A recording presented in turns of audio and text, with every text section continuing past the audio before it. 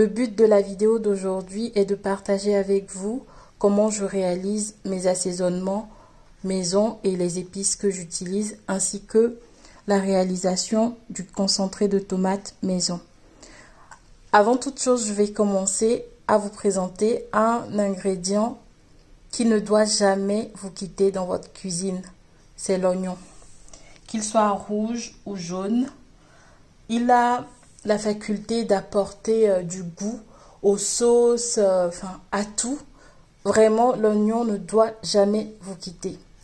Ensuite, je réalise d'habitude deux types d'assaisonnement. Le premier type d'assaisonnement est composé selon les saisons et selon les plantes aromatiques que j'ai, de menthe fraîche, de basilic frais, de persil, d'aneth, d'oignons rouges nouveaux, de ciboulette que vous voyez là, que j'écrase ensemble. J'écrase ces éléments-là, ces herbes aromatiques ensemble. Ensuite, le deuxième type d'assaisonnement que je fais est à base d'oignons, d'ail, de gingembre, d'anis vert, de poivre noir, de coriandre que j'écrase ensemble. Mais je vais vous présenter d'autres épices que j'utilise dans ma cuisine.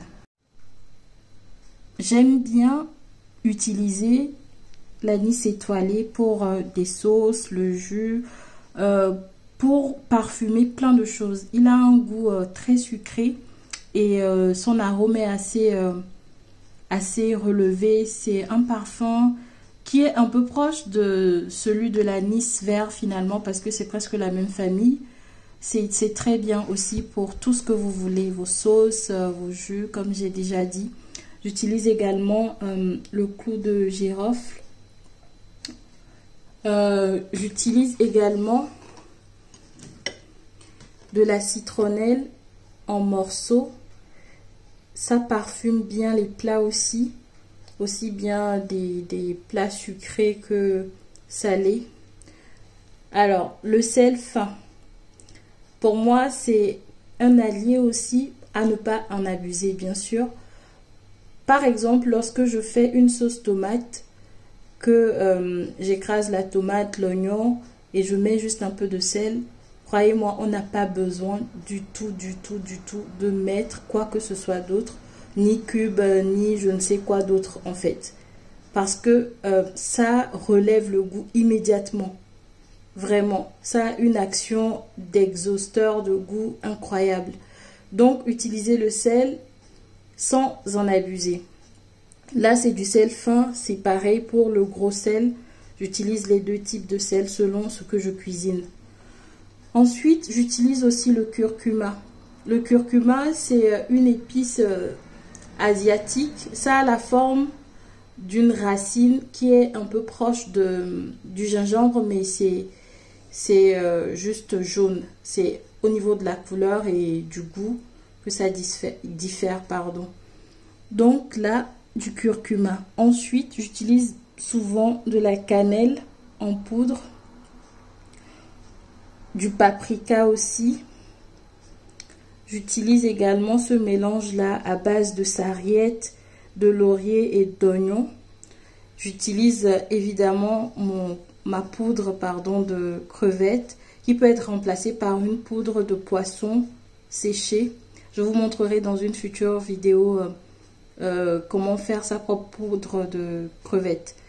Et enfin, je le mets en dernière position parce que je l'utilise souvent, mais pas trop, parce que cette persillade en fait est composée de persil, comme son nom l'indique, d'ail aussi, sauf que c'est industriel et pour relever le goût, il met du glutamate, ce qui n'est pas très bien pour la santé. Donc, je l'utilise, mais vraiment avec beaucoup de modération, quoi. Il faut pas en abuser.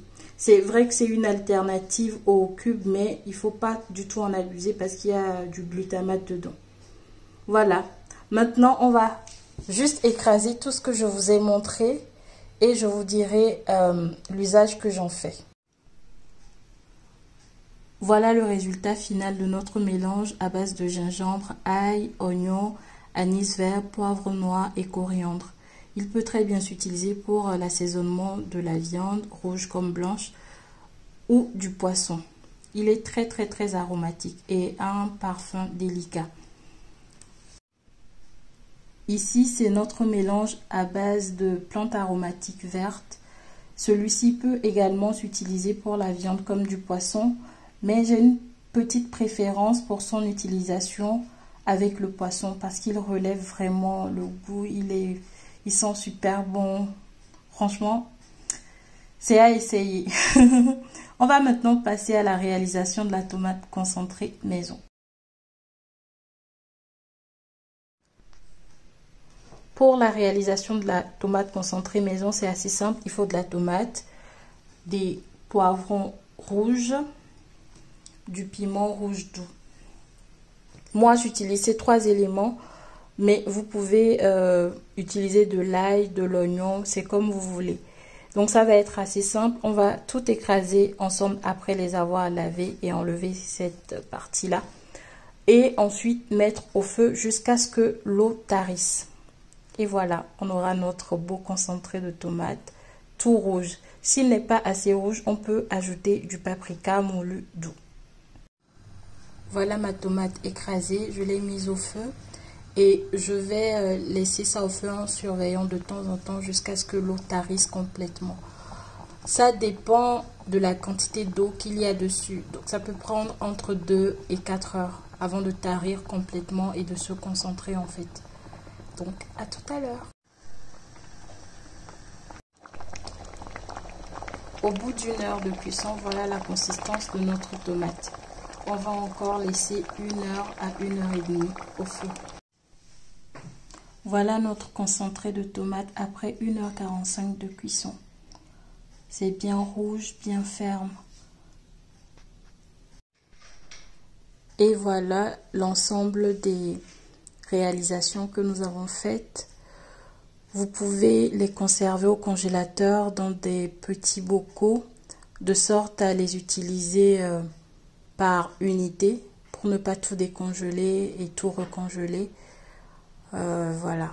Donc pareil de ces aides et du goût propre aux viandes et poissons que nous utilisons dans notre cuisine, on peut éviter le cube.